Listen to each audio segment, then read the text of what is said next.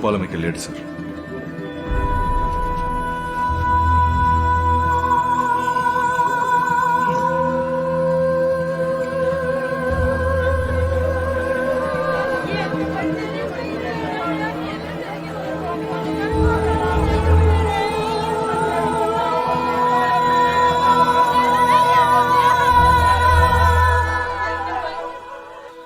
ఏంటి గిరి అన్న రెడీయా?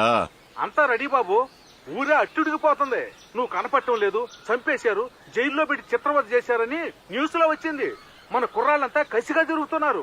జనం వీధుల్లో చేరి నిరసనలు ధర్నాలు చేయగా మీడియా మొత్తం వచ్చేసింది. బాడీ వస్తుంది కదా బాబు? వస్తుంది. మీ మీద హత్య ప్రయత్నం జరిగిందంటున్నారు, నిజమేనా? నన్ను క్షమించండి, నేను ప్రజలకి మాత్రమే సమాధానం చెప్తాను. వీళ్ళకి నా మీద ఉన్న ప్రేమాభిమానాలే నా ప్రాణాలు కాపాడాయి.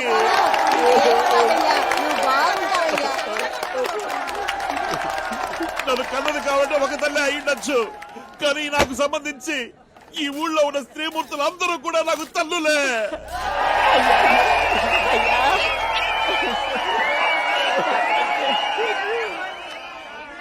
అవతల పోండే.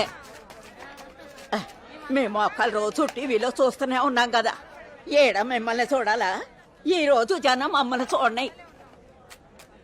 నా బిడ్డ నేను అడుగుతా, నన్ను కన్న తండ్రి అయ్యా, ఏం జరిగిందయ్యా?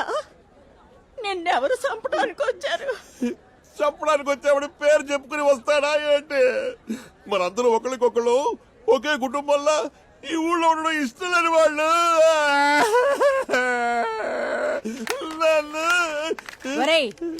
నువ్వెందుకు ఏడుస్తావురా? ఈ యొక్క మీద ఎవరైనా నీ జోలికి వచ్చారనుకో, ఈ శృంగవరపు కోటే కాదు ఉండు. ఇప్పుడే కొత్త వలసలో ఉన్న నా మేనల్లుడితో మాట్లాడతా.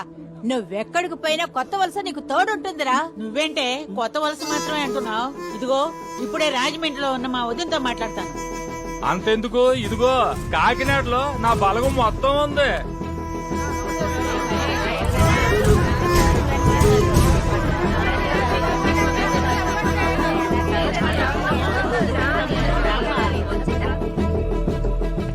ఏంటి అందరి ముందు ఇలా యాక్ట్ చేయమని ఆవిడ గారి ఐడియా ఇచ్చారా?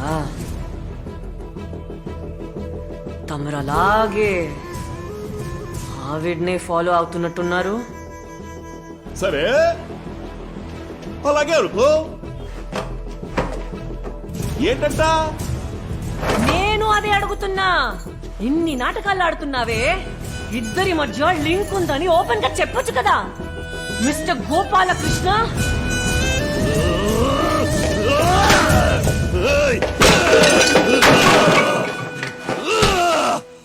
అవునే, అది ఉంది. ఇప్పుడేంటంట? గోపాలం, ఏమిటండి ఇది?